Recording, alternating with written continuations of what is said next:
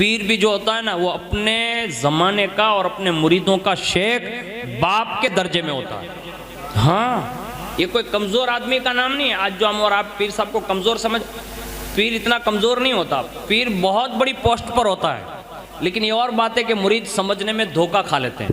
جیسے کہ نظام الدین اولیاء کی بارگاہ میں ایک مرید آیا، یعنی مطلب مرید بننے کے لیے آیا ایک بندہ، اور جیسے آیا نا تو رات دن دیکھا پورا دن، اور جب شام ہوئی تو جانے لگا تو نظام الدین اولیاء نے فرمایا کہاں جا رہے ہو؟ کہا آیا تھا ایک کام سے لیکن ہوا نہیں اس لیے واپس جا رہا ہوں. کہا بھائی تو صحیح بتا تو صحیح تیرا کام کیا تھا؟ اب وہ آیا تھا مرید بننے ہی، لیکن اس نے کام بتایا نہیں، ایسے نکل گیا. اور جیسے نکلا تو نظام پاک نے بلایا، کہا ادھر آ، کام تو بتاتا جا. کہا حضرت آیا تھا یہاں اس لیے کہ آپ کی کوئی کرامت دیکھنی تھی. مجھے اتنا بڑا نام سنا تھا نا، تو آج تک میں نے پورا دن نکالا 12 گھنٹہ، ایک بھی کرامت کا ظہور آپ سے نہیں ہوا، اس لیے واپس جا رہا ہوں. جب یہ کہا نا کہ واپس جا رہا ہوں تو کہا بھائی دن دیکھا ہے نا؟ کہا ہاں.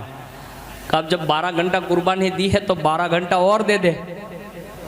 یعنی نظام الدین اولیاء کا دین دیکھا ہے، رات بھی تو دیکھ. تو کہا حضرت جب دین میں جگتے ہوئے کچھ نہیں کیا تو رات میں کیا کریں گے آپ؟ تو کہا رات دن میں تو نے دیکھا کیا؟ کہا فجر پڑھ کے میں آیا تھا، دیکھا آپ نے فجر پڑھی اور اس کے بعد لوگوں کے ساتھ مشغول ہو گئے، مخلوق کی خدمت کر رہے ہیں، مخلوق کی خدمت کر رہے ہیں، کوئی فریاد لا رہا ہے اس کی فریاد رسی کر رہے ہیں، بس یہی خدمت کرتے دیکھا، اس سے سوا کچھ نیا کام دیکھا نہیں. نہ قرآن کی تلاوت کرتے دیکھا، نہ پورے دن میں نماز پڑھتے دیکھا، نہ اشراق، نہ چاشت، یعنی کوئی چیز نہیں دیکھی، خالی بس مخلوق کی خدمت کر رہے ہیں. کہا دین دیکھا ہے نا؟ کہاں. کب رات بھی دیکھتا ہے. تو اس نے سوچا رات کوئی بڑی عجیب و غریب ہوگی تو رات رک جاتے. کہا ٹھیک ہے خانقاہ میں رکتے. خانقاہ میں نہیں کہا، میرے حجرے میں رک. حجرے میں روکا. اور جیسے عشاء کی نماز ہوئی، عشاء کی نماز کے بعد نظام الدین اولیاء نے بستر بچھایا. کہا بچھا بستر. اس نے بھی بچھایا. کہا میں سوتا ہوں تو بھی سو جا. عشاء کے بعد فوراً سلایا، یعنی کوئی نئی بات نہیں، فوراً سلایا. اور جب آخری فجر کے وقت قریب تہجد کا وقت اٹھایا. کہا اٹھ. کہا کیوں؟ کہا تھوڑا تہجد کا وقت باقی ہے، 2 رکعت پڑھ لیتے ہیں. 2 رکعت پڑھوا دی اور صبح کروا دی. اور جیسے فجر کی اذانیں ہوئی، نماز پڑھی، نماز کے بعد فوراً بلایا. کہا دیکھا تو نے کچھ؟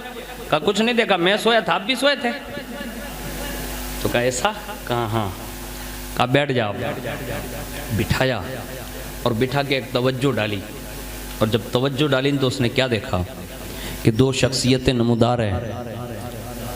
ایک کی پیشانی پر نور جو ہے نا وہ بڑا روشن ہے، اور اتنا روشن ہے کہ اس کا چہرہ صاف نظر نہیں آ رہا تھا، اتنا روشن. اور دوسرے جو بزرگ تھے نا اس کی پیشانی پر وہ نور ٹم آ رہا تھا، یعنی اپنی بھاشا میں یوں کہ بجھنے کے قریب تھا. تو وہ دیکھ خود رہا، لیکن جیسے دیکھا نا تو کسی سے پوچھا. کہا یہ بزرگ کون ہے جس کے پیشانی پہ اتنا نور ہے؟ کہا جسے تو دیکھ رہا ہے وہ نظام الدین اولیاء ہے. تو کہا ان کے پاس تو کوئی ایسا عمل ہے نہیں اور اتنا بڑا نور. پھر کہا یہ تیرا عکس ہے، یعنی تو جو آیا ہے نا تیرا ایمان ایسی ڈگمگ ہو رہا ہے، یہ وہی ہے.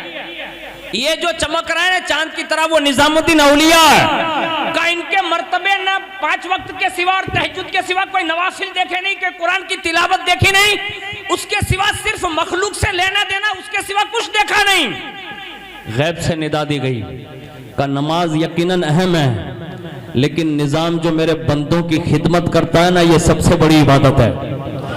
یعنی بندوں سے کٹ کر وہ نہیں رہتا، بندوں سے مل جل کر رہتا ہے، اور جو اس کی فریاد رسی کرتا ہے یہی میرے یہاں بہت بڑا اس کا درجہ ہے، اور اسی درجے کی وجہ سے اس کی پیشانی چمک رہی ہے.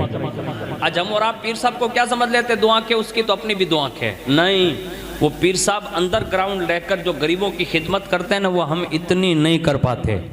ہاں یہ جو غریبوں کا حال جانتے ہیں نا ہم اتنا نہیں جانتے. ہم تو صرف بولنا جانتے ہیں، وہ بولنا نہیں جانتے، وہ کر کے دکھانا بھی جانتے ہیں.